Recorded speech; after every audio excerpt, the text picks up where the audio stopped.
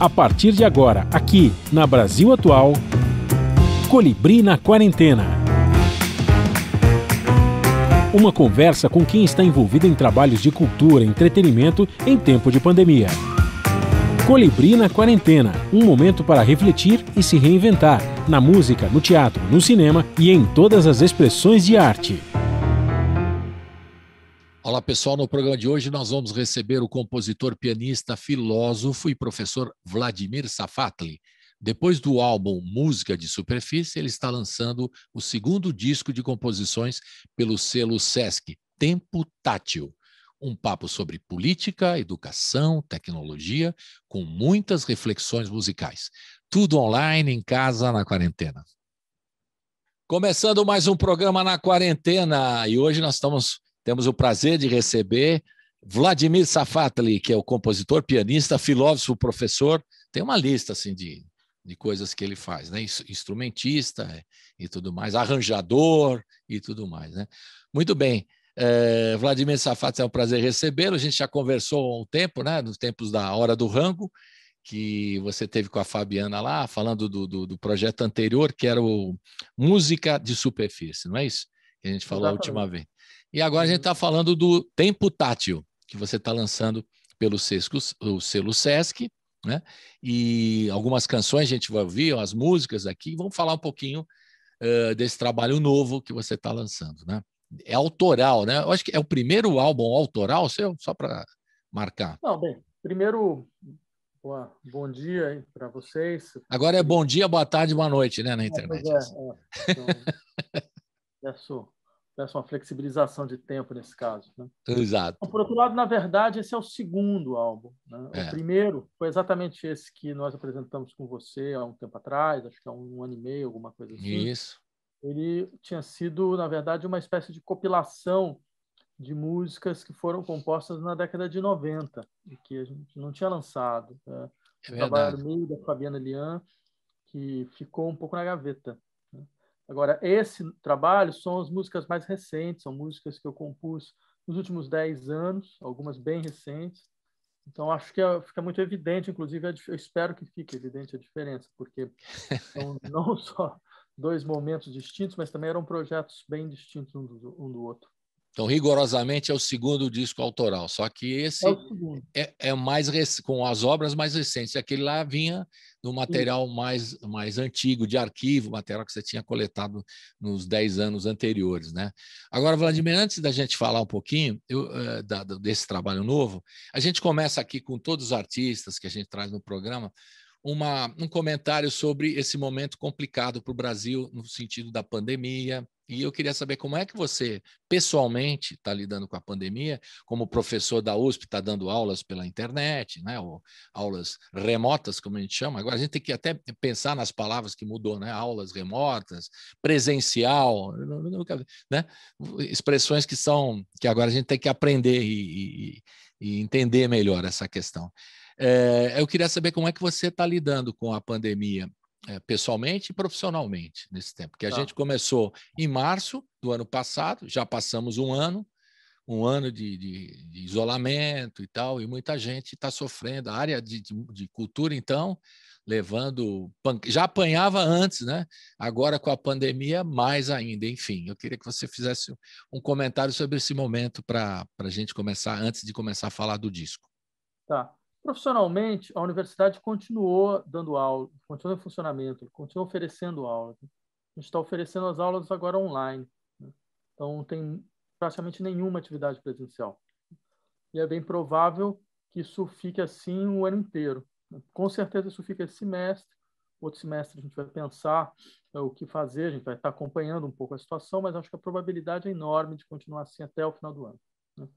Pessoalmente, eu prefiro não falar muito por uma razão muito simples, porque eu acho que eu faço parte, como todos nós, de uma certa classe um pouco mais privilegiada no país, certo? Que, por mais que tenha lá suas dificuldades, consegue se virar, né? E sempre é uma coisa que me incomodou muito dentro desse processo da pandemia, é como, mesmo nessas circunstâncias, a gente acaba ocupando todo o espaço público para falar de nós mesmos, né? Enquanto a gente está num país que tem uma catástrofe não só humanitária, mas uma catástrofe humanitária com claras configurações de classe, né? Muito forte, ou seja, o índice de mortalidade da doença para as pessoas de classe mais alta é as pessoas de classe mais baixa é 3 vezes maior. Isso foi os dados que eu vi em julho do ano passado. Então é possível até que esses dados já tenham sido bem atualizados. Então acho que seria muito mais interessante, ao invés de a gente falar sobre nós, tentar falar sobre quem realmente está numa situação desesperadora, né? Porque não pode parar de trabalhar, porque senão morre de fome, certo? E também não tem nenhuma estrutura de proteção, porque na verdade o que aconteceu foi que esse nosso sistema brasileiro, a partir do momento que você não quis fazer uma fila única, então você criou essa duplicidade. Quem tem acesso a um hospital privado tem um grau de proteção muito maior do que quem tem acesso ao sistema SUS, né? Então, acho que essa situação ela criou, mais uma vez, mostrou como o Brasil está longe de ser um país que tenha com relações mínimas de solidariedade genérica institucionalizadas. Nossa solidariedade é alguma, né? O que mostra como nosso estágio, eu diria, é um estágio pré-social, completamente pré-social. É um estágio do deixar morrer. Você tem camadas e camadas da população que estão exatamente nessa condição, a um deixar morrer, e a um discurso governamental que não só, digamos, projeta esse horizonte, né, mas como ele o alimenta também, porque ele desengaja o Estado das suas obrigações elementares. Se existe alguma função para o Estado, é a função de proteção das suas populações, em situações exatamente como essa, situações de uma generalização da possibilidade de morte iminente. Mas isso não existe. E a gente ainda tem uma classe social brasileira que prefere esquecer que isso não existe, porque ela acredita que ela é privilegiada no seu acesso ao sistema de saúde, certo? E coisas dessa natureza. Perfeitamente. Nós somos privilegiados, você falou bem. Agora, a pandemia também trouxe para alguns que não tinham esse olhar clara a desigualdade social do país. Mais ainda, né? Não é que ela já existia, óbvio, mas a desigualdade ficou mais explícita agora, né? Porque você vê gente que não pode ficar isolada, que tem que ir trabalhar de qualquer jeito.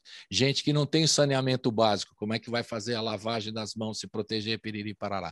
Quer dizer, ficou mais explícito, ainda mais descarado, né? Explícito mesmo seria talvez a palavra.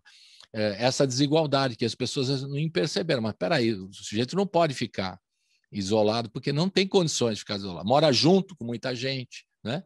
Numa comunidade. Eu estou falando assim da situação. E os artistas, muitos deles, né, que trabalham na noite, essa que acontece também, né? O pessoal que trabalha por causa de shows, que tem shows, enfim, trabalha tocando ao vivo e tal, perderam esse trabalho também, né? E não só esses músicos, eu não estou falando dos mais conhecidos, os mais que já tem uma carreira, essa turma que trabalha na noite, o cara que trabalha músico da noite, o sujeito que faz a luz no teatro, o cara que faz o som, que a gente chama a turma da graxa, né? E essa turma ficou numa situação também, assim como toda a população, ficou uma situação dramática. A gente fez aqui campanhas e estamos fazendo ainda campanhas de cesta básica, né? Coisa meio primária, né? De alimento. Ninguém estava pedindo trabalho, estava pedindo alimento. Gente que trabalha na área de artes. E imagine os outros, né? Que a gente está falando de uma, como você falou, uma categoria de músicos privilegiada de alguma forma, né? Então, imagina o resto das pessoas.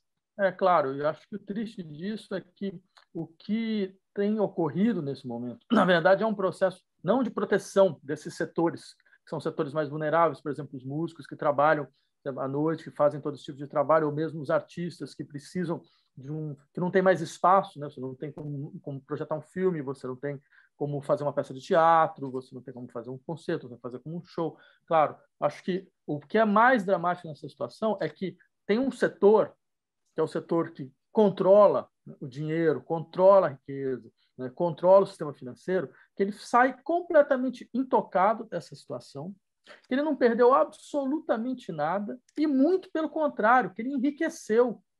Certo? Ele enriqueceu. A pandemia vai deixar o mundo numa situação de concentração de renda ainda mais brutal do que era antes. né? Exatamente, você vai ter uma desigualdade ainda mais brutal, né? E essa desigualdade ela só mostra que a gente está dentro de um processo, digamos assim, de acumulação primitiva. Acumulação primitiva por quê? Porque você vai saqueando a força de produção de riqueza das pessoas e, ao invés de você simplesmente perder esse dinheiro, ele vai sendo transferido para um setor que é o setor que você começa a ver dos trilionários, né?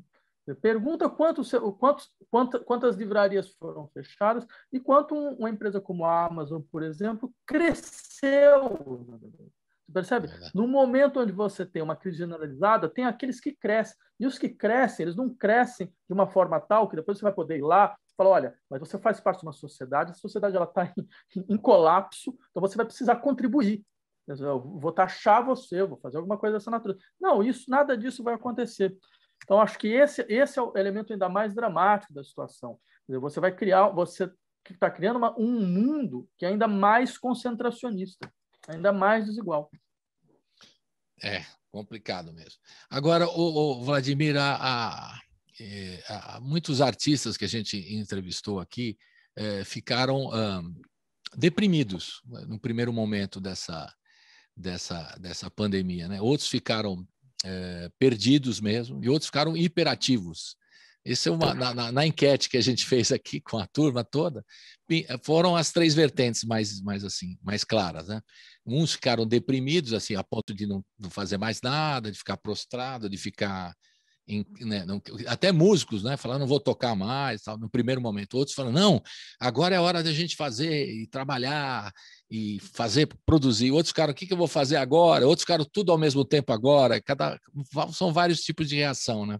Agora, o momento é curioso, porque ao mesmo tempo que as pessoas ficaram isoladas, muitos músicos estão trabalhando do ponto de vista musical bastante, fazendo parcerias. Então está tendo, pelo menos a gente percebe aqui através dos programas, já temos mais de 230 programas aqui desde o começo de março, que as pessoas estão trabalhando, né? Estão criando. É estranho, né? Parece um paradoxo. O pessoal parou de trabalhar, mas está criando ainda. Existe essa... Como é que a gente pode definir esse tipo de ação? Quer dizer, ao mesmo tempo que o sujeito ficou parado, uns ficaram deprimidos, muitos começaram, depois desse processo de depressão, começaram a trabalhar mais e mais em casa, produzindo, criando poesias, criando textos, músicas, parcerias que nunca antes, né, rolavam. O sujeito fala com o outro agora com mais constância, porque tinha shows, não se encontravam e tal. Eu vejo até uma certa agitação cultural desse grupo, ao mesmo tempo que não consegue se expressar, né, para o público em geral. Aí começa a fazer lives e tal. Existe um contrassenso, assim, uma coisa que possa ser paradoxal ou não? Olha, eu não saberia muito avaliar, porque eu não tenho os números, não sei exatamente qual a magnitude da coisa, mas talvez venha pelo fato de que o trabalho está longe de ser um espaço de criação, né? O trabalho é para a grande maioria das pessoas um espaço de expropriação, de espoliação, um espaço no qual não é você que define, afinal de contas, o que você está fazendo, não é você que define como você está fazendo, você responde a demandas, normalmente a demandas de pessoas, ainda mais na classe artística, né? Demandas que vão muito claras, olha, eu quero que você faça um single para isso e aquilo. Então, o fato, quer dizer, de você ter o seu tempo para você, talvez permita um pouco isso. Mas agora, eu acho que seria muito mais interessante, já que está todo mundo assim tão desgostoso com a situação, e como a gente está num país onde a gente sabe muito bem quais são as causas da magnitude do que a gente está passando, a gente aproveitasse esse tempo e lutasse para derrubar o governo, né? Antes de qualquer outra coisa, né? De todas as formas.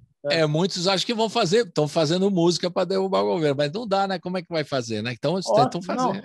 Eu acho que tem que fazer tudo. Eu sou a favor de... Faz música, para a rua, taca fogo na estrada, tudo vale, né? Achar que uma só ação vai fazer uma diferença, não é, mas a convergência de todas, né, acaba assim fazendo a diferença. Então, essa união entre os artistas podiam se preparar para poder fazer uma coisa mais engajada, seria o caso, nesse momento tão dramático para o país, né? Eu acho que seria um belíssimo momento para isso. Vai para a rua, toca na rua, chama todo mundo, né? Mobiliza, né, para a situação atual. Quer dizer, está muito claro que ela exige um esforço coletivo que a sociedade brasileira não conseguiu fazer. Mas e o fato de não poder ir para a rua, professor? Como é que a gente faz? Isso não é completamente verdade. Quer dizer, a gente fez várias manifestações, por exemplo, de rua desde junho, né? Respeitando todas as consignas sanitárias, respeitando o distanciamento, todas as pessoas ficavam 2 metros de distância uma da outra. Certo? Quer dizer, isso é alguma coisa que ocorreu em outros países também. Um pouco de cuidado, inteligência, a gente consegue fazer isso. O meu medo é que esse não poder ocupar a rua acaba servindo para alguns como uma desculpa para, de fato, esperar para ver se a coisa cai de podre, entendeu? Para ver se isso cai exatamente porque a gente não fez nada. Então, de repente, ele vai e cai. Né? Uhum. É complicado. Esse momento é bem difícil. Mas vamos mudar de assunto, vamos começar a ouvir o disco, né? Eu queria que você falasse um pouquinho. Uma das coisas que me chamou a atenção, né? A questão você falou do tempo tátil. E uma outra, na nossa enquete, além da questão da depressão, da hiperatividade ou de estar perdido entre os artistas, tem uma sensação curiosa com relação ao tempo. Então, muita gente fala, mas o tempo está passando. O Colibri, está passando muito rápido o tempo. Outros, não, está demorando muito, eu estou ficando... A sensação, nesse momento, das pessoas que estão em isolamento, né, digo, tem uma sensação. Qual é a sua sensação? Está indo muito rápido ou isso não existe? É só uma coisa da nossa cabeça? É bom você ter levantado essa questão, porque, de fato, essa experiência subjetiva do tempo era um elemento mais importante que eu queria trabalhar nesse CD mesmo. A música ela foi vista desde o século XIX como forma sonora em movimento. Então, a ideia do movimento, a ideia da organização, da percepção da temporalidade, a maneira com que você percebe através de sistemas de tensão, de extensão, de antecedente, de consequente, de expectativa, de rememoração, tudo isso constitui a escuta musical, de maneira orgânica. Né? Então, a escuta musical é um saber viver no interior do tempo. Né? Então, eu achava que seria interessante partir daí para descosir o tempo, né? Desconstituir a percepção temporal, que é um pouco o que essas músicas elas tentaram cada uma a sua forma fazer, com estratégias diferentes. Né? Entendi. Mas para você, pessoalmente, você sente assim mais rápido, mais lento? Que é uma sensação, né? Não dá para explicar isso de forma racional, talvez. Tem gente que sente que vai mais rápido por causa do... Não sei. Como é que é a sua, pessoal? Não, para mim nada mudou. Não, nada mudou. Nada mudou. E por que essas pessoas estão tendo essa sensação que o tempo está indo mais rápido? Porque estão isoladas ou porque estão numa rotina? Seria então, isso? eu volto a insistir nesse ponto. Quer dizer, eu pergunto para que pessoas, entendeu? Porque a grande maioria da população brasileira acho que não deve estar sentindo nada a esse respeito, porque o tempo delas continua o mesmo, né? Porque elas precisam pegar o ônibus no mesmo horário, porque elas precisam fazer todas as atividades, elas precisam fazer todos os trabalhos, certo? Para elas, a única coisa que aconteceu de diferente é que elas têm um risco de vida ou morte muito maior, né? E que elas lutam com todas as forças para não lembrar disso. Acho que esse é o dado mais dramático da coisa. Eu posso imaginar, quer dizer, uma pessoa que não pode mudar a sua estrutura do tempo, certo? Porque senão, bem, ela não traz alimento para casa e ela não pode nem pensar que, no fundo, ela está em uma situação de vulnerabilidade ainda maior. Né? Verdade. Mas aí, nesse caso, isso sim, eu acho que é uma situação completamente desesperadora. Né? As outras a gente se vira. Né? A gente vai porque as pessoas ficaram no começo, muitos delas, que a gente entrevistou muita gente aqui, ficaram assim, pensando que, bom, isso aqui vai demorar uns 2, 3 meses. A questão do tempo. Mas isso vai demorar um tempinho aí, depois eu volto. Então, fica numa expectativa que isso vai passar e aí eu volto à normalidade, eu volto a trabalhar. Mas isso não está ao contrário, né? Não, agora está pior ainda. Claro. Né? Acho que ficou claro que isso não vai ocorrer também. Acho que todos nós acreditamos nisso, porque é a nossa tendência mais natural, é imaginar que o que está na sua frente tem algum tipo de relação com o que você já viu. Né? Só que está muito claro que não vai ser esse o caso. Então, coloca ainda um problema suplementar, que é muito provável que nossa vida seja um pouco assim daqui para frente. Quer dizer, isso não é a primeira pandemia, essa é a primeira, mas não vai ser a última. Vão ter outras. A gente está vendo isso, mesmo do interior dessa pandemia. Então, aí tem uma segunda fase, tem outras variantes, tem isso, tem aquilo. Só que o que eu acho mais fantástico é que, sabendo isso, porque, afinal de contas, se existe alguma coisa como governo, a única função que ele tem exatamente é essa, as informações estão aí. Sabendo isso, eu pergunto quantos hospitais foram abertos desde março? Uhum. Porque Aliás, a gente sabe que a coisa está nesse sentido. Então, bom, aí é uma loucura, professor. É uma loucura porque foram abertos hospitais de campanha e fecharam, achando que já estava resolvido o problema. Exatamente. Isso Aí é mostra uma brincadeira, coisa aí é muito brincadeira. interessante. Exatamente, isso mostra uma coisa muito interessante. Então, para que tem governo se você não consegue nem assumir o fato de que, a partir de agora, as necessidades de saúde da população elas dobraram de tamanho? Se está tudo parado, entre outras coisas, porque você não tem UTI para todo mundo. Então, a coisa mais lógica, então, o que você vai fazer? Vamos trabalhar para ter mais UTIs. Para sempre, para sempre. Mas isso significa você vai ter que direcionar os gastos claramente para aquilo que a sociedade precisa. Ou seja, não para você ficar pagando, sabe, juros de dívida ou dívida interna, alguma coisa parecida, mas para você sustentar um aumento do sistema público de saúde, do sistema de pesquisas nacional, que se demonstrou muito, muito importante dentro desse processo, numa situação completamente sucateada. Você tem instituições brasileiras que tiveram um papel heróico nisso, Fiocruz, sabe, Instituto Butantan, tal, e que sempre foram tratados da pior maneira possível. Não? Então, o SUS é uma prova disso também. Sempre menosprezaram o SUS, agora não, o SUS e tal. Descobriram, né? Que, óbvio, né? Importantíssimo. Seria bom que descobrissem que, na verdade, é o único sistema público completamente gratuito de saúde para mais de 200 milhões de pessoas no mundo. No mundo. Fora o caso chinês, que aí é um país, pelo menos formalmente comunista, então o sistema é diferente. Mas, de resto, é o único. E pensar, professor, que a gente foi o exemplo de vacinação em várias campanhas aí anteriores, né? Como de várias campanhas aí importantes de vacinação. O SUS foi um exemplo mundial disso, né? E agora a gente está retrocedendo. Já que a gente está falando sobre isso, uma coisa que mostra para mim de maneira muito sintomática qual é o real problema do país onde a gente vive, é exatamente uma situação como essa, você abre jornal, vê na imprensa, então as pessoas lá, sei lá, o cantor não sei das quantas, tal, na sua casa de 300 metros quadrados, reclamando para o mundo inteiro, sabe, afinal de contas, o que é? Ou estão dizendo, não, eu pude me reencontrar, sabe, falar um pouco mais... Isso achou de uma obscenidade da pior espécie possível, certo? Você usa o espaço público como se fosse o espaço privado da tua casa, e você fala de você. É só isso. De você, dos seus problemas, sendo que você está numa sociedade onde todo mundo está no esgarçamento absoluto, ela está entrando em colapso, e você fala de você, de como você conseguiu aproveitar esse tempo para se descobrir melhor. Não, e é verdade, você está falando uma coisa que agora fazendo uma crítica e autocrítica aqui, alguns, né? Nós que somos privilegiados, né? Entrevisto certos artistas, aí eles falam, agora eu estou indo para o interior que eu vou ressignificar todo o meu trabalho e tal. Quer dizer, é privilegiadíssimo, né? Sujeito que pode ir para um outro lugar, né? Se distanciar, ir para o interior, ou sei lá, para algum outro lugar, e poder pensar, refazer, aí tem muito né? O ressignificar, repensar, aí, etc. E até refletir às vezes, mas muita gente falando isso. Então, você está colocando mesmo a situação que nós somos, na verdade, privilegiados. E muitos desses aí são obscenos mesmo, né? Falando, estou aqui né? Tem aqui a selfie, né? Estou aqui no meu chalé aqui, fazendo tomando vitamina D no sol, etc. Né? Tem muito desses posts na internet. Não é uma coisa triste. Não é só o que você faz, né? Mas é como você utiliza também o espaço público.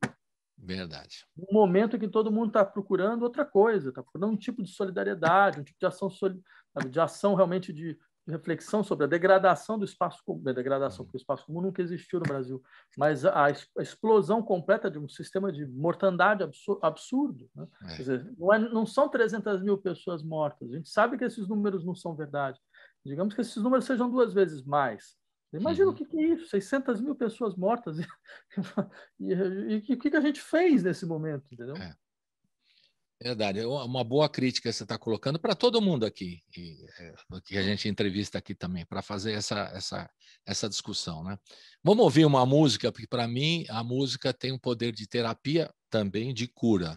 Eu já tenho essa convicção, não sei o que você acha dessa questão, depois a gente pode comentar a respeito. Fala um pouquinho do Amor Vai Desterrar Nossos Corpos, essa primeira faixa que a gente vai ouvir agora. Tá, tem 2 coisas eu acho importantes, entre outras coisas, que eu gostaria de de partilhar com o nosso público. E a primeira delas, bem, ela é uma música construída a partir de um poema. O poema é o eixo central de produção da música. É um poema do Paul Celan, cujo título é A Via Terra Neles. Ele é um poema que é uma mistura entre um poema de amor e também um poema de perda, um poema de impasse, um poema de paralisia, mas uma paralisia que é vencida. Eu acho que a maneira como ele descreve é extremamente forte, muito bonita. Então, eu queria dar uma forma musical para essa experiência. E por isso a música é uma música que ela trabalha com estruturas paralelas. Ela não tem uma estrutura tradicional dentro da forma musical, quer dizer, que é uma estrutura, que é uma espécie de meta-estrutura que você organiza, sei lá, por exemplo, uma forma sonata. Então, você tem a primeira apresentação, a segunda apresentação, desenvolvimento, retomada. Né? Então, você já tem mais ou menos alguma coisa que você espera como ouvir, tal como uma canção. Então, você tem o primeiro refrão, a estrofe, você passa por uma coisa, você sabe como a música anda. Né? Eu queria uma música que ela parecesse, de fato, totalmente desfibrada. Ela tem uma estrutura lateral porque cada momento se apoia no anterior, né?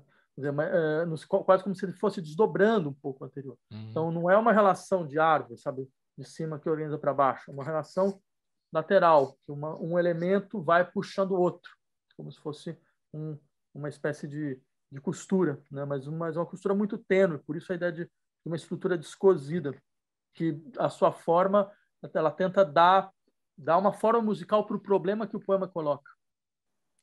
Legal. E você transformar tudo isso em música também, né? Pegar essa concepção da literatura do Paul Celan e transformar ela numa ideia musical, num trabalho musical. Vamos ouvir, então? Fala, desculpe. Não, é que depois eu descobri, inclusive, que a outra pessoa tinha feito uma versão musical para esse poema, que é um rapaz que fazia músicas para Peter Greenaway, Michael Nyman, né, um compositor. Talvez quem está muito ligado ao cinema conheça e lembre ainda. Só que quando eu ouvi, eu levei um susto, porque eu falei, não, está tudo errado. Está tudo errado. Não é esse o poema, não tem nenhuma relação entre o que... Ele quase construiu ele é melodioso, tem uma melodia muito, muito tradicional, né, e não era nada disso que o poema estava dizendo. Então, só para dizer que eu acho que quando você procurou ser mais fiel ao poema, à intenção do poema, do ponto de vista musical. Quando você traz um texto, eu acho que a primeira questão é qual é o problema que o texto coloca. Exato. E como é que você vai dar forma musical para esse problema. Né? Claro que ainda tem um dado, no caso da poesia, que é a musicalidade interna. Né? Por isso que todos os poemas eles foram preservados na sua língua original, porque eu acho impossível traduzir um poema. Claro, você pode traduzir como referência, né? Para referência de leitura, mas a experiência do poema é intraduzível, né? Porque ela exige um tipo de musicalidade que só a especificidade das línguas permite. Então, claro que tem essa dimensão também, e ela foi preservada, mas também tem a dimensão de qual é o problema que o poema coloca.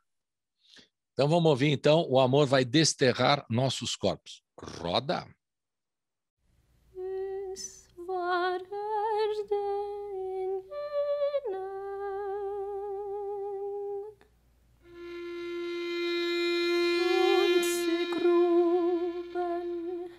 Sie gruben und gruben, so ging ihr Tag dahin.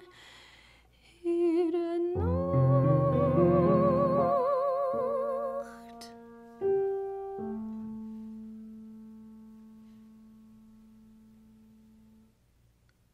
Und sie lobten nicht Gott, der so hörten sie alles die wollte, der so hörten sie, alles sie wusste.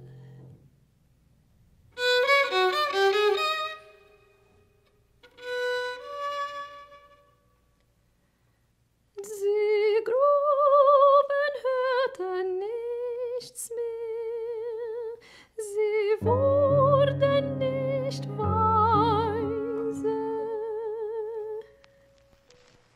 Fanden kein Lied. Dachten sich keinerlei Sprache. Sie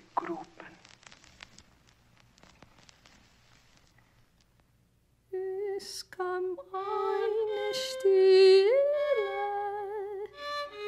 es kam ein Sturm, es kamen die Meere alle.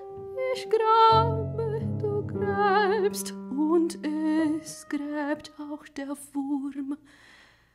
Und das Singende dort sagt: Sie gruben.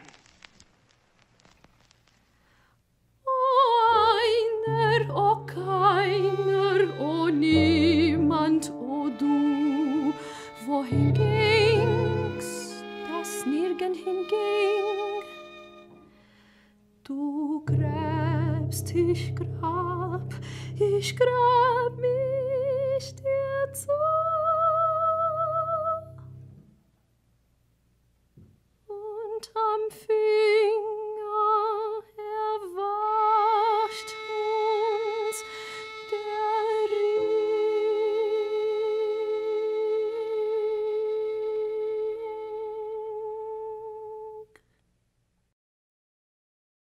Estamos de volta aqui com o professor Vladimir Safatli, compositor, pianista, filósofo e quem mais? Muitas coisas. E está lançando o Tempo Tátil pelo selo Sesc, que a gente está ouvindo algumas faixas aqui, e batendo um papo com a gente. Ele fez o primeiro trabalho, Música de Superfície 2019, e agora é o mais recente trabalho autoral, né, do professor Vladimir Safatli. O professor, quando o senhor começou a fazer música, trabalhar com música, a gente já falou isso naquele primeiro encontro, né? Eu gosto sempre de saber a formação do artista, do músico e tal, porque isso é fundamental, né? Para a memória afetiva dele também, para a gente entender como é que ele se propõe a fazer o som que ele faz, né? O estilo, propor o estilo. A memória afetiva, a formação é fundamental. E a sua formação antes da filosofia, na música, como é que se deu? Para quem não sabe a história, você já contou para nós, mas agora nós estamos no outro programa. Não posso contar. Ela vem da infância. Eu sempre toquei piano, tinha formação de conservatório, e na hora de fazer vestibular havia essa possibilidade, fazer música ou outra coisa. Só que eu acabei, nesse momento, eu comecei a ler muito filosofia. Eu não me preparei para a prova técnica de piano, então eu achava que não estava preparado e acabei indo para a filosofia, né? Pensando que talvez eu voltasse um pouco mais para frente, só que eu acabei também não voltando, e num dado momento eu até preservei a composição, desde então eu sempre compunha, né? Eu preservei quando eu fui fazer doutorado, eu saí do Brasil, só que quando eu voltei, eu acabei entrando direto na USP, e eu passei anos assim, muito ligado, que eram as preocupações mais imediatas da atividade de professor. Isso foi ficando um pouco para trás. Foi tempos depois que eu fui paulatinamente retomando. Até que nos últimos anos eu acabei retomando um pouco mais, porque eu comecei a fazer alguns trabalhos para trilhas sonoras de peças de teatro, até deu certo, recebeu um prêmio. Então, isso me motivou a retomar de maneira mais sistemática. E aí a Fabiana apareceu de novo, porque a Fabiana era com quem eu trabalhei, sei lá, de 93 até 98, uma coisa assim. E aí ela apareceu insistindo muito, que ele queria fazer shows, ele queria voltar a tocar. Eu deixei. Então a gente voltou, e aí essa experiência também deu certo. Assim, foi uma bela experiência. Até 2 semanas antes de começar o Covid, a gente tinha feito o nosso último concerto, que foi no Itaú Cultural. Eu acompanhei, fui vê-lo lá com a Fabiana no Blue Note, que vocês fizeram um espetáculo muito legal. Foram os primeiros, foram os 2 primeiros, foram no Blue Note. Aí a gente conseguiu melhorar ainda um pouco mais, porque a gente estava muito assim, retomando o que era um palco e tal. Só que aí teve essa questão da pandemia. Aí, por isso que esse é um dado interessante, por isso que a gente decidiu, eu e o pessoal do Sesc, fazer um outro tipo de lançamento, porque não havia espaço para fazer um concerto, né? E provavelmente não deve ocorrer isso esse ano, a chance é pequena, né? Então, quebrando a cabeça, a gente pensou em fazer da seguinte forma: a gente ia lançar um single a cada 15 dias, que é o que começou a acontecer em janeiro, e esses singles seriam acompanhados de um vídeo, que eu pedi para vários artistas fazerem, né? Tem vídeo do Jonay Andreasa, tem vídeo da Dora Longo Bahia, tem vídeo da Anabelle Olhas, tem vídeo da Dalila Martins. Então, todos eles fizeram vídeo porque eu fui percebendo um pouco como as pessoas estão ouvindo música, e tem uma coisa um pouco desesperadora, que isso é normal, que é assim, você ouve música com 3 atividades à sua volta, né? E isso é normal dentro do ambiente de uso do tempo hoje, mas é uma aberração, acho, para a escuta musical. Então, aí eu pensei, bem, se a gente faz um vídeo, isso obriga a pessoa a desconectar do resto e ficar olhando, né? Porque a visualidade é que puxa, né? Então, isso permite, por incrível que pareça, a existência do vídeo permite uma audição menos mutilada. O que você está falando é interessante mesmo, porque muitos artistas que lançam disco, falam, mas Colibri, tem que ter o vídeo e tal. Tem que ter o vídeo, que é uma demanda do mercado e tal. Eu falei, eu acho que nem tanto assim, mas é uma coisa que as pessoas realmente ficam mais atentas, né? Porque ela está vendo o vídeo e está ouvindo e presta até atenção mais na música em função do que o vídeo puxa para você ver a música, né? Por aí. Porque se ouvindo só, ainda mais hoje nas plataformas de streaming, né? Como você falou, o cara está ouvindo aqui, depois ele... É uma loucura, né? O sujeito vê... Diz que tem uma pesquisa aí que o cara vê músicas 10, 15 segundos e já troca, né? Essa nova geração, né? Que não se fixa em nenhum momento, né? E é uma loucura isso. Eu não sei como se ouvir música hoje é bem complicado mesmo, né? Aqui a gente toca as músicas inteiras, né? E às vezes o pessoal fala, pô, mas isso não funciona mais no rádio. Eu falei, não, mas eu acho que tem que resgatar certas coisas. O cara ouvia a música inteira, né? Não, sempre houve, não, mas assim, já de umas décadas para cá, a ideia de uma audição fetichista, sabe? Da mesma maneira com que o fetichista é o sujeito que tem diante de um corpo, ele pega uma parte. Sim. A gente desenvolveu um pouco isso, uma audição fetichista. Diante da totalidade da obra, você pega uma parte, você ouve só uma parte, como se ela valesse por tudo. Isso tem de maneira cada vez mais forte, isso é verdade. Só que eu acho que a música também, a gente pode criar um tipo de articulação, né, como você convide as pessoas a deporem essa audição. Essa escuta é uma escuta que ela deve ser deposta, da mesma maneira como uma arma é deposta. Essa escuta é uma arma, mas é uma arma apontada contra a música, porque ela é uma faca de corte. Você ouve como quem vai no açougue e pede uma parte de carne, entendeu? Você sai cortando. Então, e era exatamente tudo que eu não queria que acontecesse, porque eu acho que as peças perdem completamente o sentido se alguma coisa como essa ocorre. Daí o uso do vídeo. Até porque a outra alternativa era fazer uma live. Mas live eu acho ainda pior, né? Porque a presença dos músicos, a construção do espaço de escuta, sim, a ideia de que você vai para um lugar, o lugar vai se fechar, você tá vendo, não tem mais nada para fazer, né? Isso preserva a audição, né? Só que uma live é você colocar isso, mais uma vez, em um espaço que é um espaço sem fronteira, no pior sentido. Assim, você não tem uma limitação da atividade. Então, milhares de atividades entram ao mesmo tempo. Isso eu prefiro não, com certeza. Eu falei para o pessoal do SESC, eu me recuso terminantemente a fazer live. Tocar piano no bar. No barco, todo mundo bebendo e não prestando atenção, né? Parece aquelas coisas de churrascaria, entendeu? Então, aí eu falei, não, vamos tentar outra coisa. E, bem, pelo menos para mim, o resultado foi interessante, porque, de fato, os vídeos circularam, as pessoas param para ver. E eu também queria até agradecer ao pessoal do SESC pela liberdade, né? pela ideia de querer pensar juntos. Não, vamos ver como a gente faz, pela flexibilidade que todos tiveram. Legal. Agora você falou de tocar num bar, né? Quando vocês se apresentaram no Blue Note, você e a Fabiana, eu estava bem na frente lá, tive o privilégio de estar bem à frente, você ao piano e ela cantando também. Aí tinha um um grupo ao meu lado, que na hora que você estava tocando e tal, eles pediram um vinho e estavam conversando, cara. Eu fiquei irado. Eu não acredito que você vai no espaço. mais uma vez, eu acho que eu acho que eu comentei com você depois do show, eu falei isso com você, se não me engano.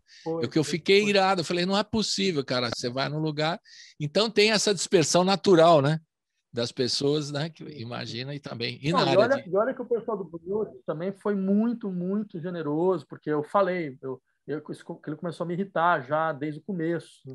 Falei, olha, não tem condição de você deixar o bar aberto, não tem condição de fazer isso vai ser um caos, vai ser muito ruim. Então, eles ainda tentaram fazer algumas coisas, mas era óbvio que isso ia passar. E, de fato, é um tipo de... Aí vai de cada experiência musical, mas é um tipo de escuta que, mais uma vez, eu acho uma escuta violenta. Ela violenta a música, essa escuta, né? Porque ela não quer parar, ela não quer ouvir, de fato, a música enquanto um acontecimento que obriga a um outro tipo de audição. E ele obriga um outro tipo de audição, ela obriga um outro tipo de disposição que você tem. Né? Então, não é uma coisa assim que você está falando, entre uma atividade e outra aparece a música. Claro, tem músicas que se submetem a isso, e também talvez elas tenham até essa função, mas tem outras que não é possível fazer as coisas dessa forma. Né? E tem até o dado curioso nesse dia aí, que eu estava vendo vocês, né? Que o sujeito aí pediu um vinho e o cara foi lá, o garçom abriu o vinho. E como eu olhei feio do lado ali, estava bem do meu lado, né? Eu olhei feio, o cara começou a abrir o vinho por baixo da mesa. Olha a cena, ridícula. Aí ele passa... E a rolha estava seca, fazia isso. Eu falei... Olha que absurdo, cara. Mas, bom, enfim, são coisas que acontecem. Pobre do garçom, o cara ainda ganha mal e eu tenho que passar por isso, todo desesperado. Chega em casa porque ele abriu embaixo da mesa, tipo assim, né? Não vou fazer daquele negócio. Ele fez a rolha, acho que ficou. Nossa, bom, enfim, são coisas que acontecem. Fato é que a música hoje também tem essa coisa de colocar-se através dos streaming no celular e tal, uma dispersão muito grande também, né? Isso perde um pouquinho não sei como é que as pessoas se formam hoje. Né? Antigamente eu pegava um disco, vinil. Isso eu sou, não sei se eu sou saudosista, sei lá. Pega o vinil, você pega o vinil, né? Tem o lado A, o lado B, entendeu? E você vai devagar, ou ouvia isso com muita atenção, com calma, pegava o disco, lia a ficha técnica e tal. Parece que eu estou falando do outro mundo, né? E as pessoas hoje não, elas pegam um celular, estão ouvindo um negócio, já muda para outro, já muda para outro. A forma de ouvir a música mudou muito, né? Isso porque quando apareceu o vinil, já tinha discussão de que seria uma degradação da experiência musical, porque você não ia nos lugares. Exato, não ia ao vivo, né? Você estava vendo o disco. A ideia E bem, a gente sabe, a qualidade do vinil demorou para ficar uma qualidade aceitável. Então, as primeiras, durante 20, 30 anos, era outra experiência, completamente diferente, né? Mas a gente está comentando essas experiências porque, principalmente, a nova geração está ouvindo música de uma forma bem estranha que a gente ainda tem que se adaptar. Como a gente tem que se adaptar aqui também a essas coisas, de fazer programas aqui pela internet. Você já se adaptou dando aula remotamente, professor? Como é que é isso aí? Já está... É que assim, a gente não tinha outra alternativa. Eu entendi as coisas dessa forma. Alguns colegas se recusaram durante muito tempo a fazer aulas remotas. Eu entendi que não tinha alternativa e que não era justo que os alunos, as alunas, não tivessem aula numa situação como essa. Quer dizer, eles fossem prejudicados no tempo que eles se prepararam para dispensar a universidade, nos anos que eles se prepararam para se dispensar a universidade. Então, eu achava que era obrigação nossa a gente aceitar essa situação provisoriamente, enquanto não tivesse as condições mínimas para que a gente pudesse retomar presencialmente. Porque uma aula online é uma catástrofe, é catastrófica, isso é óbvio. Assim, espero que fique, então, claro, de uma vez por todas, para todos aqueles que queriam cada vez mais fazer atividades remotas, ensino à distância, certo? Como isso é completamente inadequado, completamente inadequado. Eu posso dar exemplos extremamente concretos. Por exemplo, minhas aulas duram normalmente 4 horas. Eu sei disso porque eu escrevo todas as aulas. Eu sei que se eu escrevo 10 páginas de computador, né, eu vou conseguir fazer isso em 4 horas. Né? Só que a mesma aula eu dou agora em 2. A mesma. Sem nenhuma diferença. Né? Por quê? Porque você tem uma participação mais difícil dos alunos, certo? Porque você tem... Imagina, você tem um aluno... Para você ter uma ideia, eu estava dando aula, de repente um aluno vira e fala, olha, professor, eu tenho uma pergunta a fazer, mas espera só um pouquinho que eu vou parar o carro. Olha que Ele estava dirigindo, né?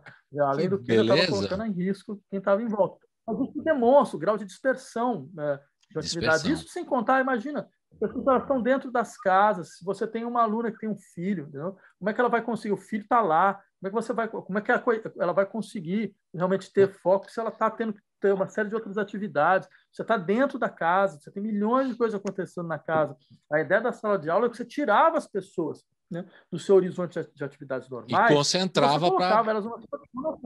Claro, mesmo assim, você tem várias dificuldades, isso é uma coisa normal, tal, mas isso melhorava um pouco, sem contar o fato de que você coloca todos em contato, então as pessoas elas vão se aproveitar desses contatos também dentro do ambiente expandido da experiência acadêmica. Então, elas estão lá na universidade, elas se encontram, elas falam, elas comentam, tá, tudo isso desaparece.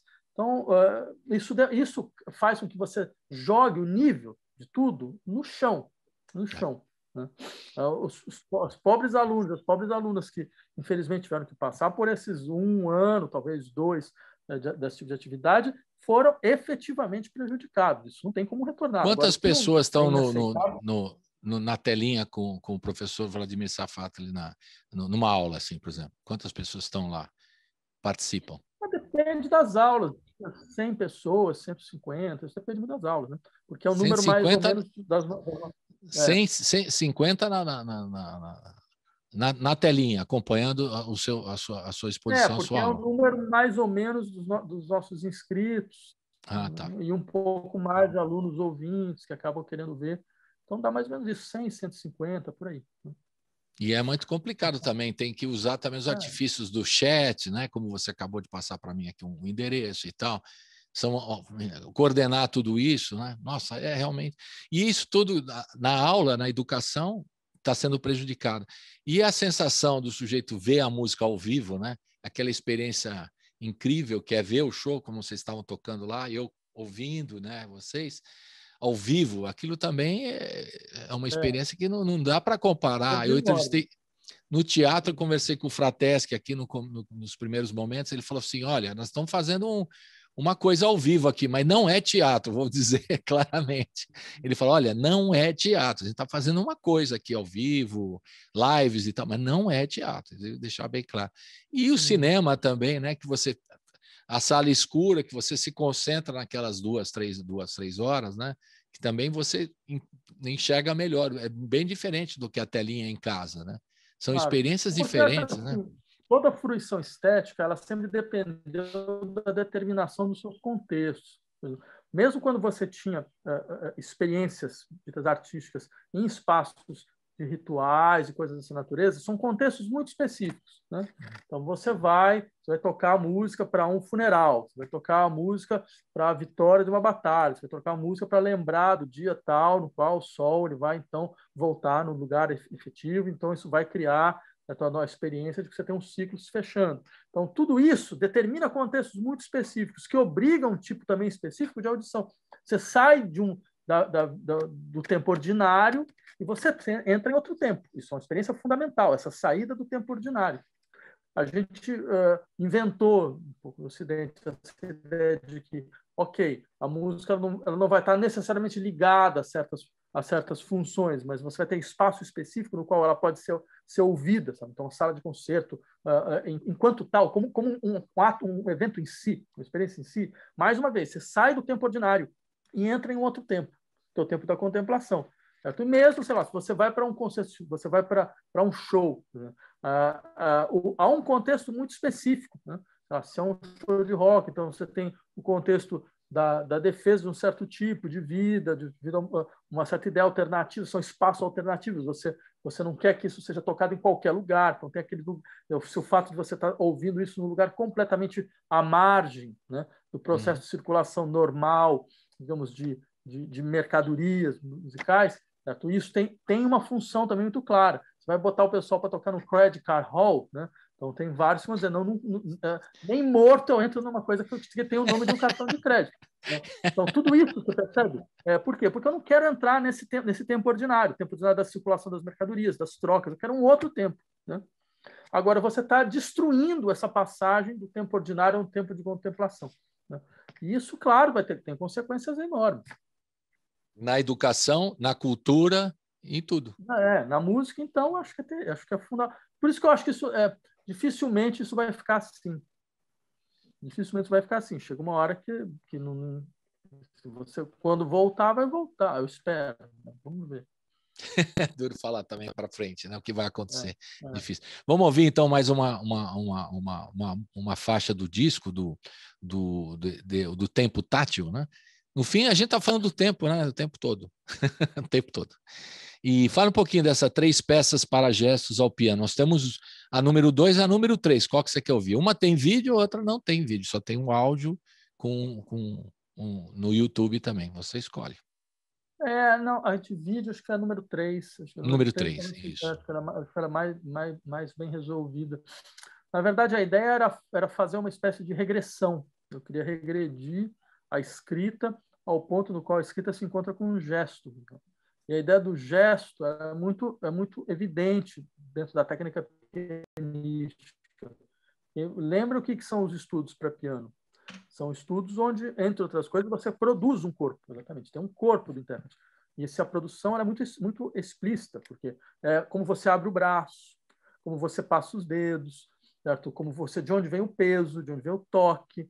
Né? Então, qual posição você tem que ter para que você consiga com que tudo isso seja feito de maneira natural, que não seja... Isso a gente ouve, você sabe muito bem quanto eu. Quer dizer, você ouve quando você não consegue... O peso do braço saiu do lugar errado. Você ouve. Então, você ouve quando a organicidade do corpo ela não está montada para aquele tipo de peça. Então, um dado muito interessante. A peça ela produz... os estudos para piano de Chopin, por exemplo, são absolutamente evidentes na sua capacidade de produção de corporeidade. E eu queria, me aproveitar dessa ideia, lembrando que, num dado momento da escrita pianística, a escrita ela se reduziu ao gesto. Um exemplo é o Satie, né? Que você percebe muito bem, são gestos elementares, né? Do abrir e fechar de mão, do tomar posse do teclado, certo? Do arpédio, que viram um elemento de construção integral da obra. Né?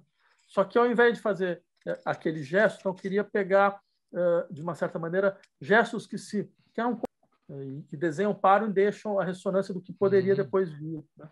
Então, toda a peça é construída um pouco assim. Vamos ouvir, então? Vamos Claro. ouvir. Roda.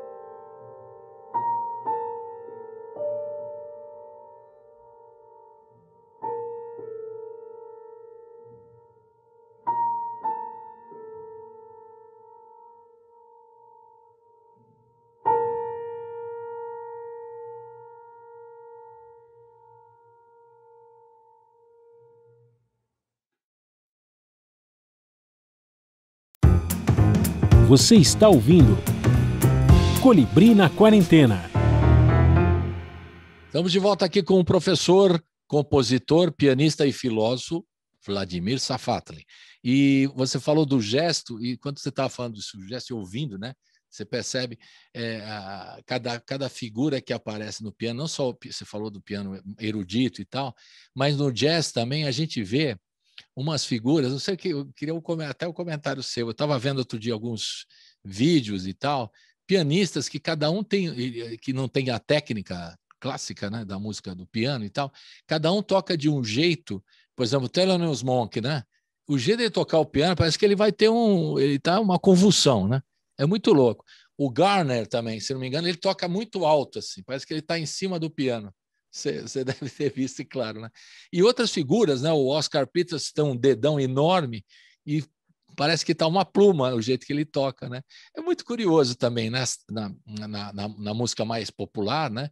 Esses pianistas que acabam fazendo um som a partir de um jeito de tocar que não sei onde eles inventaram, absolutamente criativo, de estilo próprio, né? Você que gosta tanto do piano, eu queria que esse comentário seu, não só você falou da música clássica, erudita, mas do piano popular, do jazz também, né? Figuras incríveis, né? Como é que é essa história desses pianistas, esse tipo de Essa você que lembrança estuda? foi muito boa. Enquanto você estava falando, eu tinha pensado mesmo. No caso do Thelonious Monk, para mim também é um caso bastante impressionante. A gente vê, ele tem dedos curtos, tem dedos muito curtos, né? E isso lhe obrigou a ter um tipo de toque, como você mesmo descreveu, que é um tipo de toque de quem está em contato absolutamente orgânico com o piano. E o que produziu o tipo de música que é muito própria dele, né? Uhum.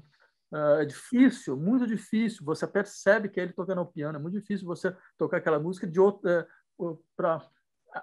com outra pessoa. Quer dizer, você tem uma determinação de estilo que vem muito da assunção da sua própria corporeidade. Isso é um dado interessante dentro do jazz, porque, claro, essa produção do corpo, ela tem um lado também muito disciplinar. Então, não é à toa que a aula de piano, ela durante mais de século, ela foi vista como um espaço privilegiado de tortura social, né? Você foi torturado também, ou socialmente, no piano? Sim, todo mundo tem histórias aberrantes nesse sentido, né? O que você faz porque o seu quinto dedo ele não está no lugar onde ele devia estar. Então, assim, a professora vai matar você, vai cortar. Você tem medo dela ir lá cortar seu dedo, ela bota uma pedra, coisa parecida. Porque tem um lado militar, claro. A coisa pode se degradar dessa forma. Ela pode se degradar a uma espécie de disciplina brutal do corpo. E acho que a experiência do jazz, principalmente esse momento que você traz, que é um momento, pelo menos para mim, é um momento de explosão criativa mais forte do jazz, anos 50, anos 60, anos 70. Né? Você percebe uma espécie de afirmação da singularidade corporal de cada intérprete. Né? Exato. E no caso do piano, isso é muito evidente, muito evidente. Tanto imagina um Thelonious Monk tocando músicas do Bill Evans. E vice-versa.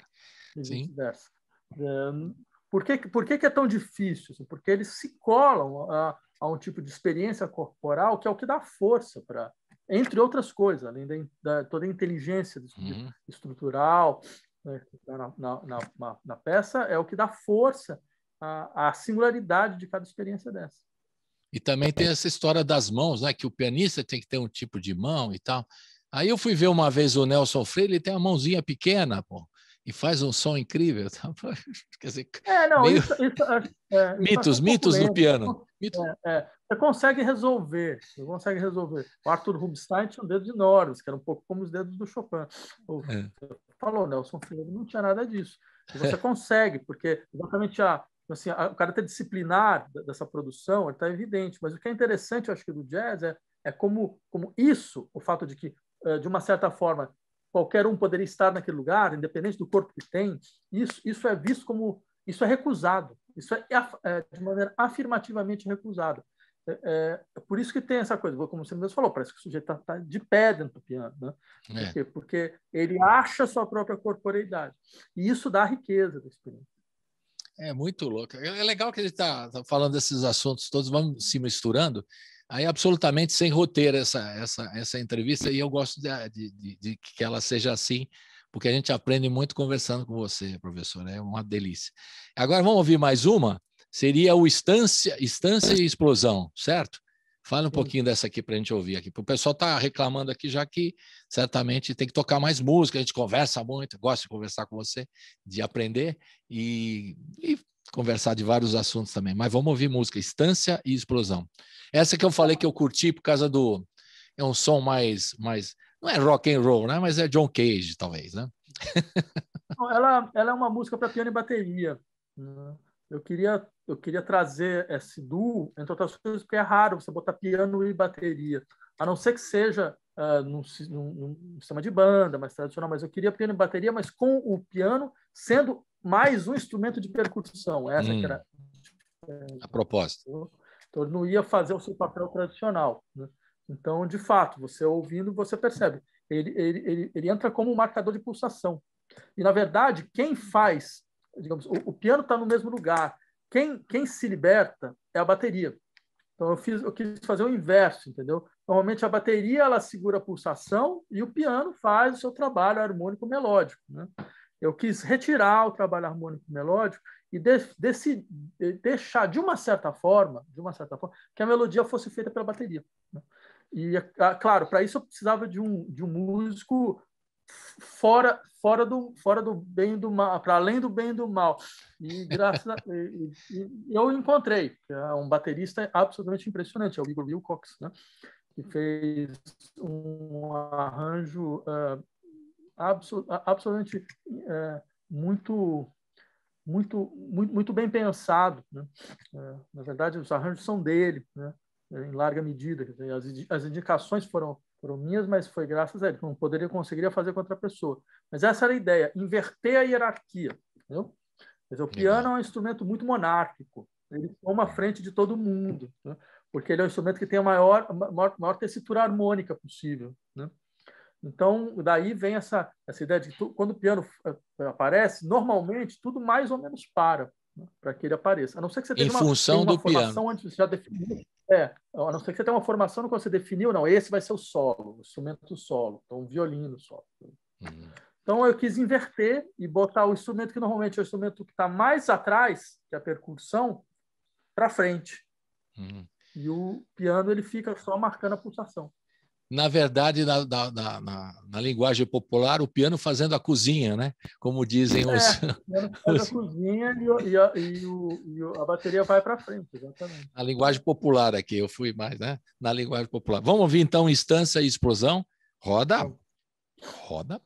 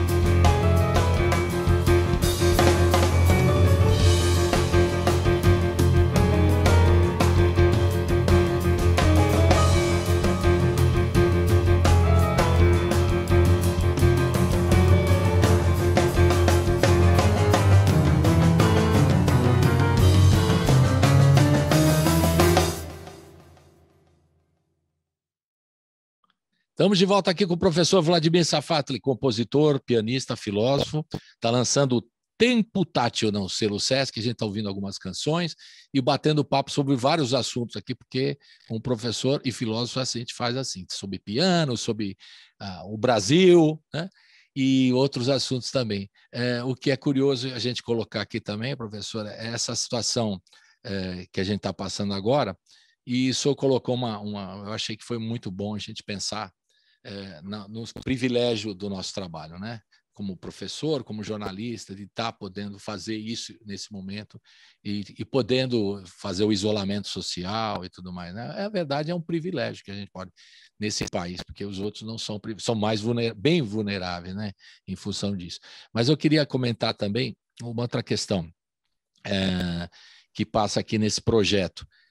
Quando a gente fala sobre o trabalho autoral, eu percebo, eu queria o seu comentário, porque é você que faz, o professor, que a partir de uma coisa que todo mundo faz desse jeito, você procura fazer, fala, o que os outros não estão fazendo? Eu vou fazer um caminho inverso. Essa sempre é a sua ideia quando você vai compor alguma coisa? Por exemplo, você acabou de explicar agora, recentemente, né, antes da gente ouvir a música, que você procurou fazer a bateria ser protagonista e o piano ficar na cozinha, como eu comentei. Quando você vai fazer um trabalho, você procura assim, fazer assim, ó, todo mundo está fazendo desse jeito, eu vou procurar um outro caminho, é a busca de um caminho sempre alternativo, por exemplo, numa canção qualquer que você já ouviu ou que você está produzindo, você procura um caminho que os outros não fizeram. Qual que é essa busca? Eu queria entender um pouquinho isso. É esse tipo de busca mesmo? Tem uma coisa que se faz assim, esse é o jeito, desestruturar, né? A música, ou pegar ela. Eu não sei se eu estou me explicando direito, mas é essa sensação que eu tenho. Você busca um caminho sempre alternativo, né? Tem gente que está fazendo isso assim, esse é o tradicional, eu vou procurar um outro caminho. É assim a sua ideia de composição? Buscar caminhos alternativos ou não? Não dessa forma, não dessa forma. Eu acho que tem duas coisas. Primeiro, até porque os caminhos que foram feitos por outros, eles estão presentes em você também. Claro. A maneira com que a gente aprendeu a tocar, a maneira com que a gente toca peças de outros, né? Então, normalmente é difícil encontrar música que não toque peças de outras pessoas.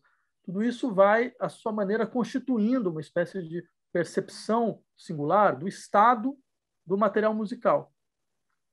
A maneira com que o material musical... O estado do material musical é mais ou menos o seguinte, você começa a tocar e, tendencialmente, você vai achando respostas.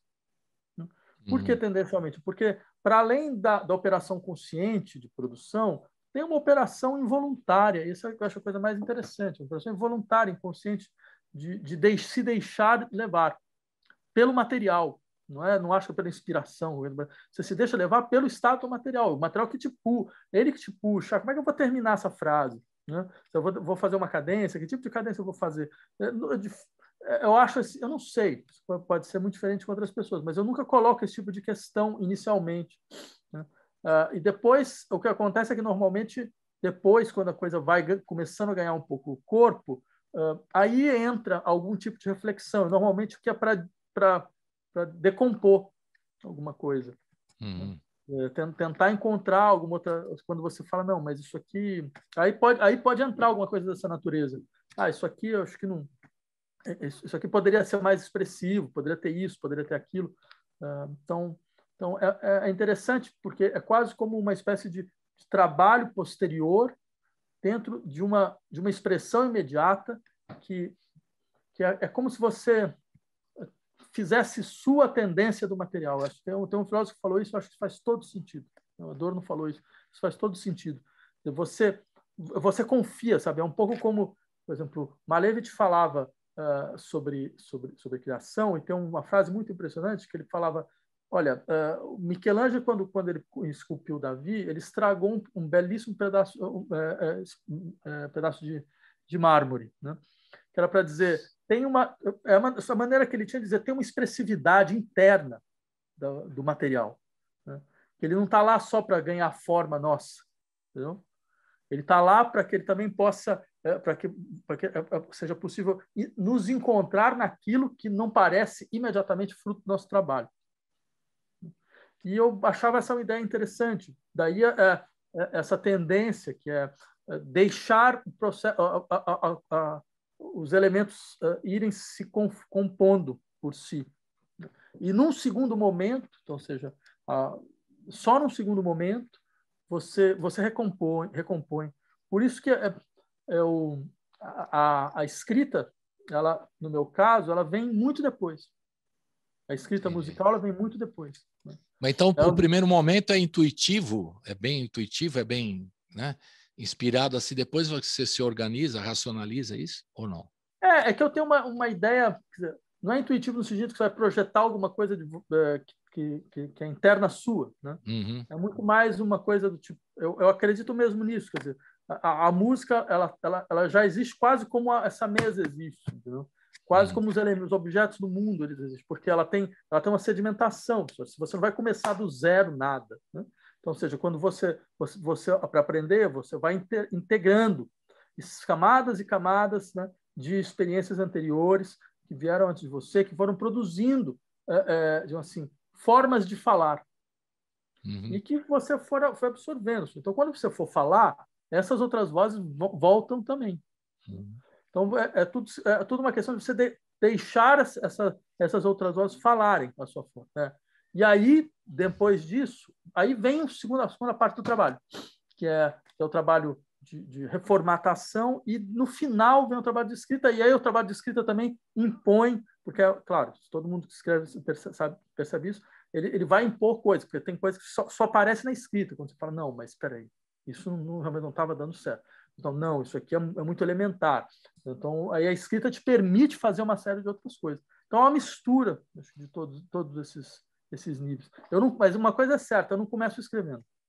É muito raro isso ter acontecido. Mas você acha que tem uma coisa mediúnica ou isso é folclore da música? Que a pessoa se inspira? Não, eu acho que tem uma coisa histórica. Isso é a sedimentação histórica da linguagem musical operando em você, entendeu? É um pouco como a gente falando. Você tem um estágio da língua. Você chegou, a língua estava andando, entendeu? Então, você tem um estágio da língua, então você começa a falar. A língua, de uma certa maneira, também fala em você. Isso não é nada mediúnico, é só porque ela tem um processo que lhe é próprio. A mesma coisa com o material musical. Ele anda, entendeu? E já tá em você também, um monte de coisa que você vai explicitando. Ele depois você organiza e depois você finaliza, né? Porque o material está em você desde o momento que você começa a tocar Leila Fleischer, entendeu? Desde o momento que você vai lá tocar as primeiras coisas, é o material musical que está entrando em você. Você vai lá tocar o Pequeno Livro da Madalena Bach, então aí você sabe, isso vai fazendo parte. Então o que é você dentro desse contexto não é exatamente o campo da sua experiência pessoal, mas a maneira com que todos esses elementos que foram compondo a sua capacidade de falar, sua capacidade de escrever, a capacidade de falar musicalmente, eles se fazem sentir. E também eu estou lembrando também experiências de músicos que eu entrevisto e compositores antigos, né? Que o cara falou, eu fiz aquela música em 20 minutos. É negócio do tempo também, de novo. 20 minutos. Ele falou, não, é 20 minutos, mas tem 72 anos atrás também, que tem toda a minha formação para poder fazer aquela música em 20 minutos. 20 minutos mais 72 anos, o cara fala. É um pouco isso. Não é uma retórica mesmo, e mesmo acho que você tem peças que isso é muito evidente, ou seja, você desdobra algumas coisas num momento, parece que a coisa não tem muito para onde ir, e 3 anos depois, 4 anos depois, você consegue fazer em 20 minutos. Então, quanto tempo durou? Na verdade, durou 3 anos mais 20 minutos. Né? Exatamente. E toda a sua vida, a sua formação musical, a sua memória afetiva, tudo isso juntando, que produz o resultado. Vamos ouvir mais uma, o Solfejo de Nossas Filhas, que é legal, tem participação da sua filha, né? Nessa gravação, que no finalzinho ela fala como é? Aquela música tipo erudita, né? Que ela fala, ela está lembrando ela cantarola, né? O Allegretto, a Sinfonia número 7 do Beethoven, que é a base. Fala um pouquinho dessa ideia, o solfejo. Na verdade, foi ela que criou, foi que, de uma certa maneira, criou a música. E os direitos autorais, então, vão para ela também, certo? Para ela também, vão para ela também, porque era um momento assim, muito tenso, em particular, da vida, muito, muito tenso, e aí ela mandou essa mensagem. Né? E essa mensagem me tocou imediatamente, porque, bem, o Allegretto era uma música que eu tocava na minha adolescência. Era uma das músicas que eu achava mais impressionantes da história da música ocidental. É verdade. E não só isso do ponto de vista pessoal, mas também, bem, é esse momento onde as sinfonias, Beethoven, é um momento romântico, né, das sinfonias, onde a sinfonia ela ganha essa figura de uma espécie de descrição da multiplicidade, da pluralidade de mundos. Né? Uhum. Então, ela perde o seu jogo de caráteres, ela permite que vários elementos de caráteres completamente dispersos eles possam conviver dentro de uma só forma. Ela ganha 2 vezes mais em tamanho, quer dizer, desde a coisa da terceira sinfonia do Beethoven era um pouco isso. Você compara com a sinfonia do Haydn, ela é 2, 3 vezes maior, porque ela ganha uma outra função completamente diferente. Então, a sétima está um pouco nesse elan, né? Que vai, a sua forma, assim, tentar alcançar aquilo que até então a linguagem musical nem sabia como definir.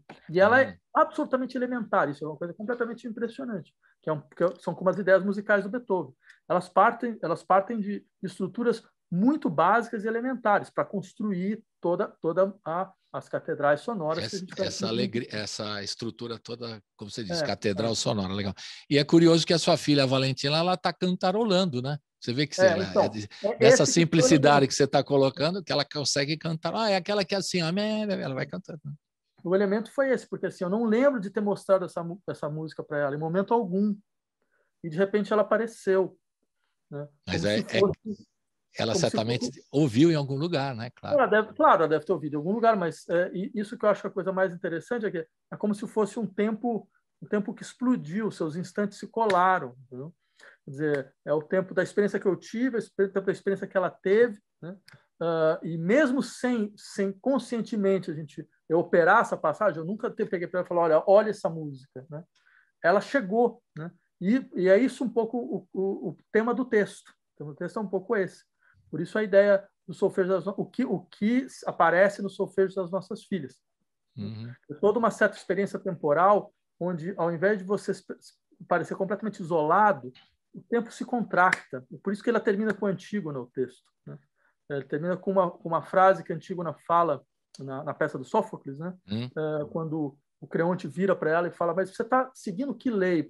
Que lei te deu autorização de você ir contra a lei da polis, contra a minha lei? Ela fala: olha, isso é uma lei que não tem tempo. Ela não é de hoje, ela não é de ontem, ela sempre esteve aqui. Que é a lei que lhe permite falar: olha, nenhum humano vai ser morto sem o direito de um rito funerário, independente do que ele tenha feito. Que é uma das primeiras, para mim sempre foi uma parte muito impressionante da peça, porque é uma das primeiras manifestações de uma ideia de universalidade incondicional. E dizer, independente se ele é o inimigo ou não da polis, do que ele fez ou deixou de fazer, todos têm direito à memória dada pelo rito funerário. Então, ninguém pode, literalmente, ser um corpo estirado no chão. As pessoas elas devem ser enterradas. Né? E é claro, isso cria uma certa ideia, quer dizer, não é a polis que determina a lei, não é o meu território que determina, não é a minha comunidade que determina. Está conseguindo ouvir? Tá. Agora sim. Volta um pouquinho aqui. Agora, só para concluir, porque o senhor estava falando e aí teve um problema na internet. Então, o que eu estava dizendo é que é exatamente essa ideia de um tempo contractado, de uma contração temporal, né, que explode um pouco essa distinção entre os momentos, que eu queria dar forma, né, dentro desse texto, e foi a partir do texto então, que a música se construiu. E que é um dos problemas centrais do álbum na sua integralidade, por isso que ele chama Tempo Tátil. Né? Então vamos ouvir o solfejo de nossas filhas. Roda! Por um momento, parecia que a cortina, essa cortina abafada e definitiva, a cortina de cuja existência seria melhor esquecer, iria se fechar. A cortina que cai entre a respiração e o fôlego, entre a existência e a presença. Essa mesma que diz que é assim que o mundo termina, não com estrondo, mas com lamento. Por um momento que parecia interminável, a cortina iria se fechar. Porque o difícil não é passar 20 dias. O difícil é passar 20 minutos, quando o tempo perdeu sua postura, quando os instantes se descoseram. Não havia mais tempo, porque não haviam mais ossos entre os momentos. Porque alguém teve a péssima ideia de negligenciar o cuidado a tal ponto que os ossos do tempo se quebraram, descalcificaram. Seria necessário essa operação demente, porém permitida por alguma razão, que deve ser da parte do resto de divino que foi deixado na carne humana quando ela ainda cheirava enxofre e estava em chamas. Seria necessário esse delírio de saltos e vazios que preenche as alamedas de presidentes e depósitos. Delírio que a humanidade teme em produzir quando soa o alarme de incêndio por todas as ruas. Seria necessário, enfim, se deixar empurrar pelo vento sem tempo que vem por trás do corpo de quem ainda tem corpo.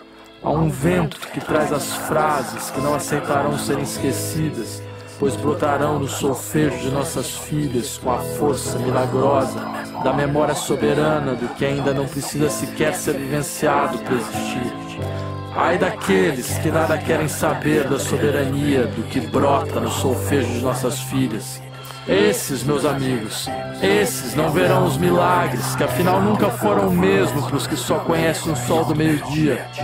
Pois essas frases ainda soarão quando a queda deixar de cair e o corpo sentir essa estranha ascensão do que teme não morrer, mesmo quando se está em queda, do que aprende a voar na queda, batendo os dentes uns nos outros em ritmo de síncope. Porque até do bater de dentes se faz música. Que se toque, então, mais uma vez as músicas que nascem do bater em queda de nossos dentes. Porque não é de hoje, nem de ontem. É desde os tempos mais remotos que elas vigem, sem que ninguém possa dizer quando surgiram. Ô pai, qual é o nome daquela música, tipo, clássica que é...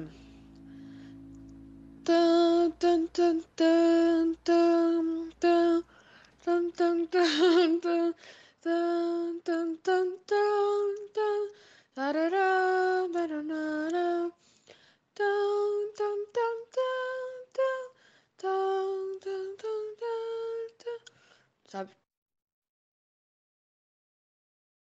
Estamos de volta aqui com o professor Vladimir Safata, compositor, pianista, filósofo, professor, está lançando o Tempo Tátil do selo Sesc, lançando em pedacinhos, né?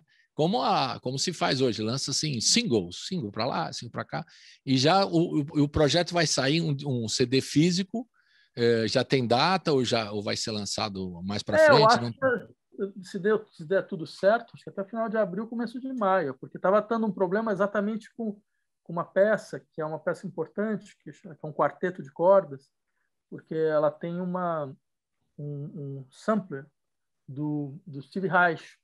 Uhum. E a Warner estava tendo problemas, não por falta de autorização, mas porque ninguém respondia. Então, eu acho que agora o Sesc conseguiu resolver. Então, a gente pode... E tem problemas também, não sei se o senhor acompanha aí, qualquer coisa na internet também, tem um robozinho que corta, né?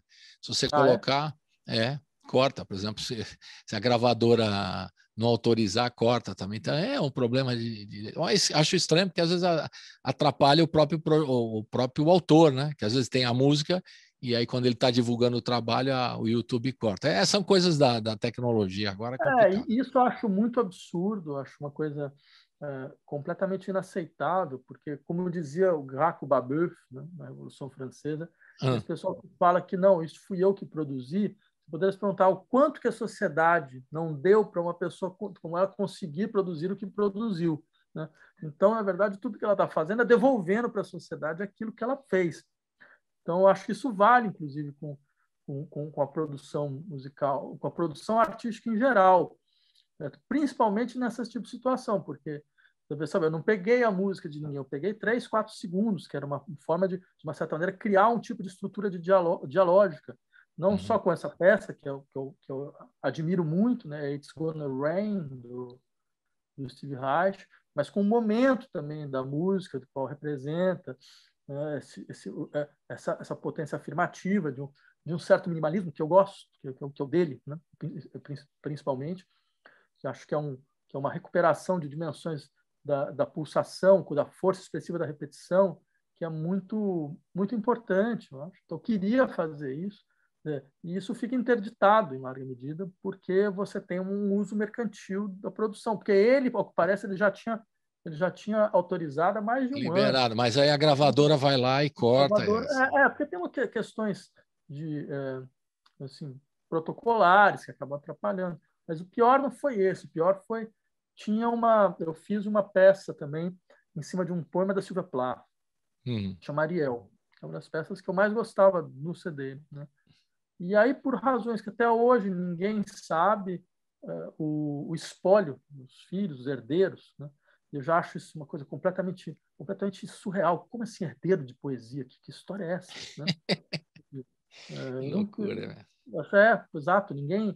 E dentro de um projeto, sei lá, se eu fosse ganhar milhões, um projeto é um projeto que ninguém vai ganhar nada, porque, em última instância, sei lá, isso não é uma coisa de larga difusão, né?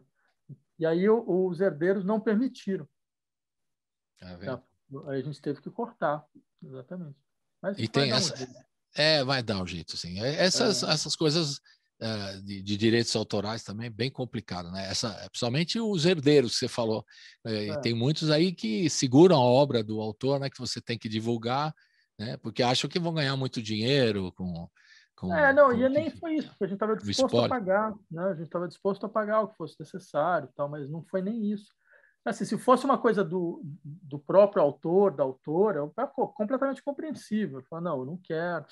Mas no momento onde você está trabalhando a experiência social da circulação das obras, do poema, acho que boa parte da nossa criação também é isso, é você permitir essas reverberações, né? Criar o sistema de relações entre várias obras. Aí você vem um herdeiro e diz não. É complicado. Então, ele já está, como você falou, previsto aí para o fim de abril, né? Provavelmente, né? O lançamento, acertado essas questões aí de direitos e tudo mais, aí vai estar um CD físico que a gente vai poder, principalmente nas lojas do Sesc, né? Acompanhar e pegar e comprar, né? E vai ser legal. E pela internet também você coloca a sua obra toda nos streamings, o disco anterior, o Música de Superfície, está nos streamings, essas coisas, Spotify, etc., Deezer e tal, é disponível para a gente ouvir? Está tudo lá, é só ir lá e ouvir. E esses aqui, alguns que você está lançando, você coloca no Sesc Digital, é isso? Também isso. Os singles, então, eles vão imediatamente sendo disponibilizados nessas plataformas de streaming. O CD todo também vai ser disponibilizado assim, e também vai ter a possibilidade de quem gosta de comprar um CD físico, que ele vem com um trabalho, vem com um encarte muito bonito, feito por um fotógrafo, um amigo de longa data, Ralph Biker, também foi um designer da Lúcia Mindlin, que também ficou muito, muito bonito. Legal. Então é uma peça, como acho que vale a pena. Bem, desculpa estar fazendo aqui propaganda. Não, essa é a ideia. Esse momento final do programa não é propaganda, não, professor. É para divulgar o trabalho. Senão a gente, como sobrevive, né? Tem que divulgar, tem que colocar. Né? Inclusive, eu coloco assim, sempre como uma polêmica com os artistas, que eles colocam nesses Spotify e tal, se não existe uma ideia de fazer uma plataforma de streaming brasileira para remunerar melhor os artistas, aí eu faço uma polêmica, todo mundo está dizendo que está muito difícil, mas que tem algumas outros caminhos, né? Tipo Bandcamp, que é outra proposta que remunera melhor os artistas. Então, eu coloco essas questões aí, mas, né? Inclusive no Spotify, de botar o nome do autor, né? Aquelas coisas que é brincadeira, que não se faz, né? O nome do autor, o nome de quem está tocando na faixa, isso é fundamental. Para quem gosta de músico como o professor, tem que ver. Eu também quero pegar, já que a gente não tem mais o vinil e tal, você vai lá no Spotify e vê lá quem está tocando, o Vladimir Sava está no piano, quem está lá cantando, está o nome da cantora, enfim, tudo lá direitinho, a ficha técnica, né, que a gente chama. E as plataformas podem colocar, só que são preguiçosas, umas põem um pedaço, outras não, e nem tem essa coisa organizada, que é muito triste para a gente que divulga, que quer divulgar. Então, o momento é para divulgar. Não, a gente conseguiu colocar, então, isso me deixou muito feliz, porque todos esses músicos, os musicistas são fundamentais.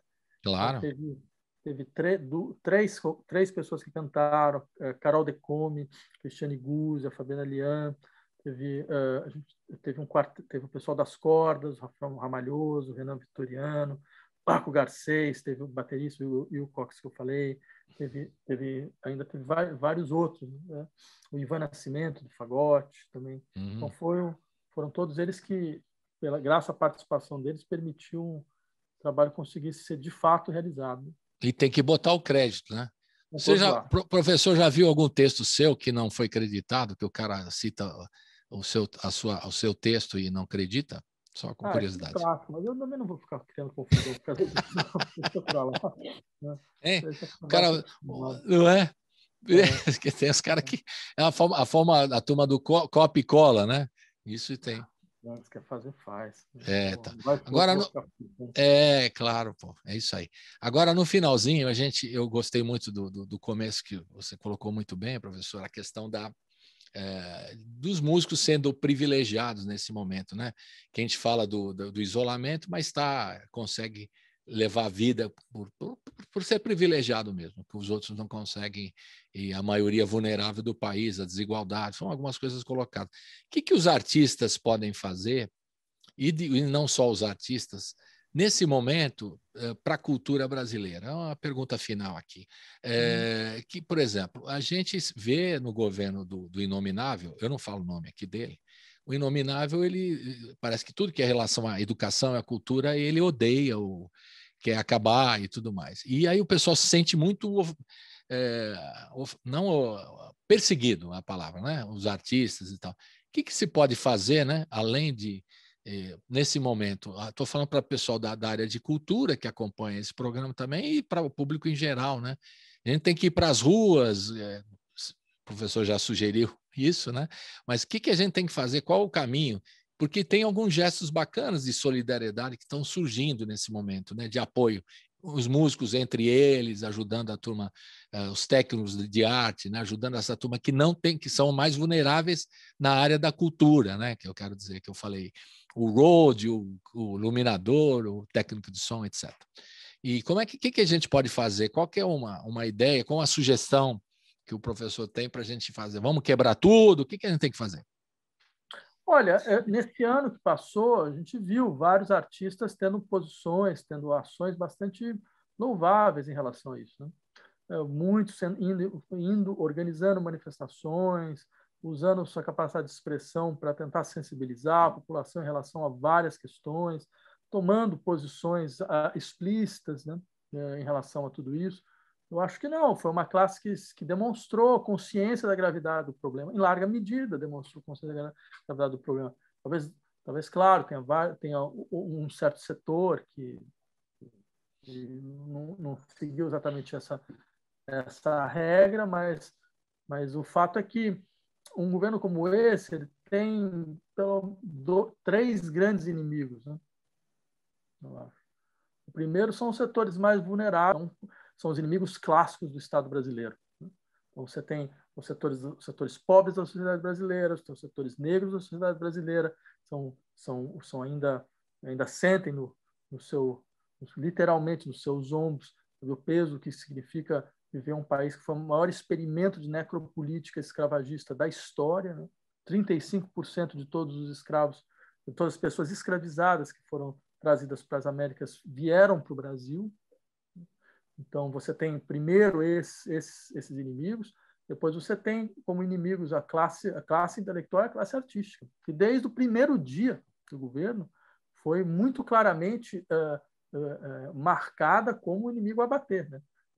Primeira colocação que o Bolsonaro fez, a primeira ou a segunda, literal. Vocês podem ver isso, quem quiser fazer a pesquisa. Literal, quando ele ganha, é falar contra os professores de história das escolas privadas, das escolas públicas, né?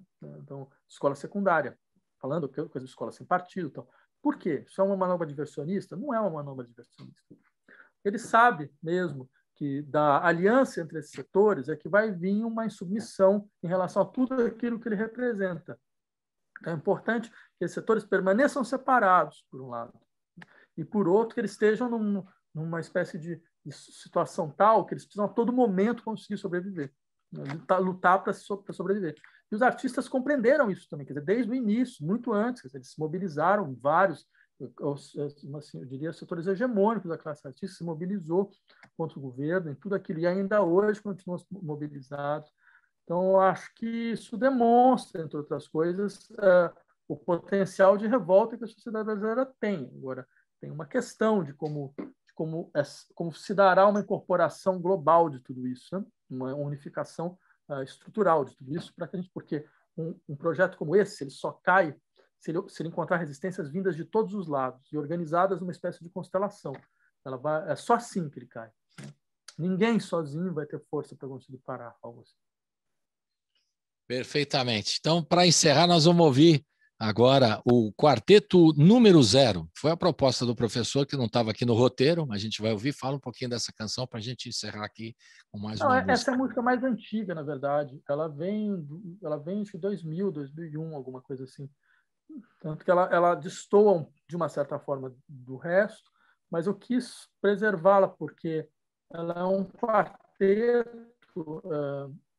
quarteto mais ou menos, um quarteto tonal, no sentido mais forte do termo, mesmo que ele funcione um pouco de outra forma, mas eu acho que ele trazia uma ideia que para mim era bastante interessante, que era mais uma vez o uso percursivo das cordas, né? E a ideia do quarteto de cordas é um dos elementos mais constituintes de uma certa tradição da linguagem musical, né? Então, são as peças para piano e o quarteto de cordas. É quase como se fosse a ideia da intimidade, né? Porque o piano, a literatura pianística, hoje nem tanto, mas até décadas atrás, ela tinha sido o grande divã da sociedade burguesa ocidental, né? Porque foi lá que as pessoas, de uma certa maneira, constituíram a gramática dos seus afetos. Todo mundo tinha um piano em casa, todo mundo tocava umas pecinhas. Então, né? E o quarteto de cordas era uma formação feita para você ouvir em salão, né? A princípio. Porque era pequeno o suficiente para você conseguir ouvir em salão. Por isso eu quis trazer também, porque ele tem um lado afirmativo, que eu acho que eu gostava, né? De que estou um pouco do que eu acabei fazendo depois. Então, com essa música, a gente termina, a música Quarteto número 0, a gente termina aqui a participação do professor, filósofo Vladimir Safato, que está lançando esse Tempo Tátil do selo Sesc. Muito obrigado, professor, pela paciência, um abração virtual, saúde para a família toda aí, né? E vamos resolver as questões aí também do celular e tudo mais, para dar tudo certo também. Um abração e até a próxima, professor. Muito obrigado. Valeu, tchau, tchau.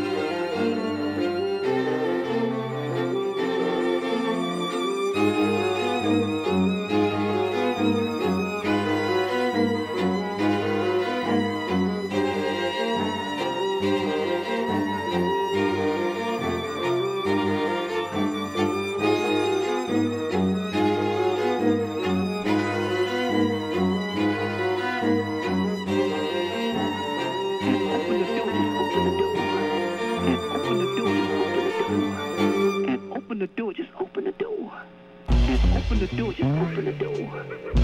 Open the door, just open the door. Why you got your heart? Why is your heart so hard to what God wants to do for you?